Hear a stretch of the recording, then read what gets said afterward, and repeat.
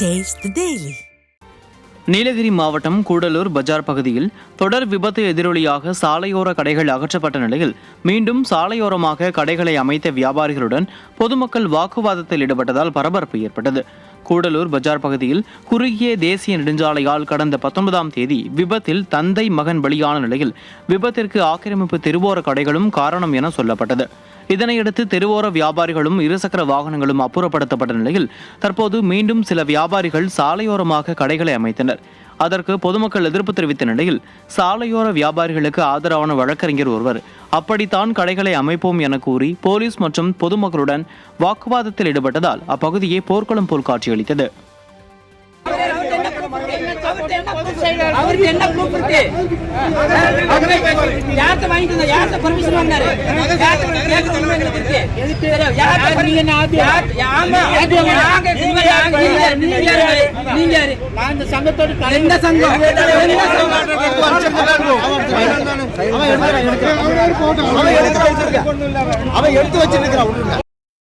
திருநெல்வேலி மாநகராட்சிக்கு சொந்தமான வஉசி மைதானத்தில் தரமற்ற விளையாட்டு உபகரணங்களால் சிறுமியின் சுண்டு விரல் துண்டான சம்பவம் அதிர்ச்சியை ஏற்படுத்தியுள்ளது.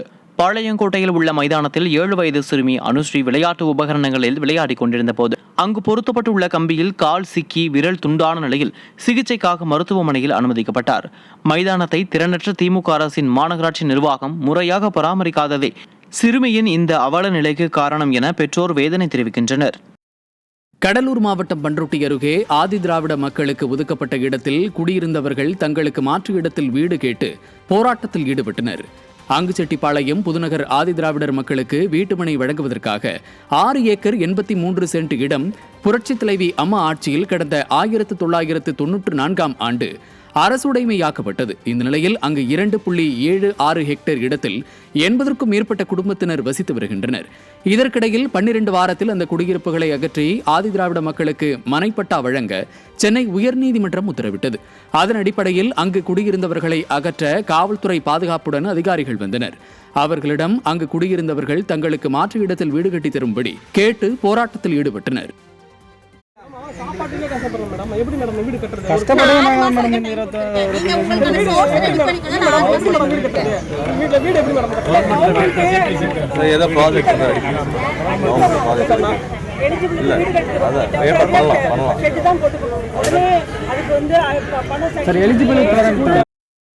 தன்னிடம் 9 லட்சம் ரூபாய் பணத்தை கடனாக பெற்றுக்கொண்டு திருப்பித் தராமல் இழுத்தடிப்பதுடன் புகார் கொடுத்த தன்னை தாக்குவதாக கூறி பாதிக்கப்பட்ட நெல்லையைச் சேர்ந்த கண் பார்வை குன்றிய மாற்றுத்திறனாளி கண்ணீர் மல்க புகார் தெரிவித்தார். அம்பாசமுத்திரம் அடுத்த அம்பலவானபுரம் பகுதியைச் சேர்ந்த அந்தோனி ஸ்டீபன் பார்வை குன்றிய மாற்றுத்திறனாளியான இவரிடம் சகாய மோரிஸ் என்பவர் மருத்துவ தேவை உள்ளிட்டவற்றிற்காக 9 லட்சம் ரூபாய் கடனாக பெற்ற நிலையில் திருப்பிக் கொடுக்காமல் ஏமாற்றி வந்துள்ளார். இதுகுறித்து காவல்துறை உயர் அதிகாரிகள் உள்ளிட்டோரிடம் புகார் அளித்தும் நடவடிக்கை இல்லாத நிலையில் கடன் வாங்கிய சகாய மோரிஸ் தன்னை மிரட்டுவதாகவும் நேரில் தாக்குவதாகவும் கூறி பார்வையற்ற மாற்றுத்திறனாளிகளை ஒன்றிணைத்து அந்தோனி ஸ்டீபன் நெல்லை மாவட்ட எஸ்பியிடம் புகார் அளித்துள்ளார். திமுக ஆட்சியில் மாற்றுத்திறனாளிகள் அலைக்கழிக்கப்படுவதாக பொதுமக்கள் குற்றம் சாட்டுகின்றனர். இந்த டீச்சரம்மா என்கிட்ட சொல்லி எல்லா துறையிலும் எங்களுக்கு ஆள் இருக்கு, உங்கள் மேலே எந்த நடவடிக்கை எடுக்க மாட்டாங்க, எங்களுக்கு எல்லாம் நாங்கள் தெரியும் அப்படிங்கிற மாதிரி என்கிட்ட சொல்கிறாங்க. இன்னொன்று எனக்கு சந்தேகம் என்னன்னாக்கா 2 மாதம் ஆச்சு, 2.5 மாதத்துக்கு மேலே நாங்கள் உருண்டுட்டே வரோம். இந்த சைடு அங்கே போய் சொல்ல, இங்கேருந்து அங்கே போய் சொல்கிறாங்க. இப்போ மாதிரி இன்னைக்கு அவனுக்கு இந்த பிரியாவோட கொடுக்குறாங்க. இந்த டீச்சரம் இன்னைக்கு பிரியாவோட 6 மணிக்கு கொடுக்குறாங்க. நைட்டு என்ன பண்ணிட்டாங்கன்னா வந்தாங்க, எப்படி நீ மனு கொடுப்ப நீ அப்படின்னு சொல்லிட்டு ரொம்ப இது டார்ச்சர் பண்ணி கம்பு வச்சு அடிச்சுட்டு அப்படியே தள்ளிட்டு போயிட்டாங்க.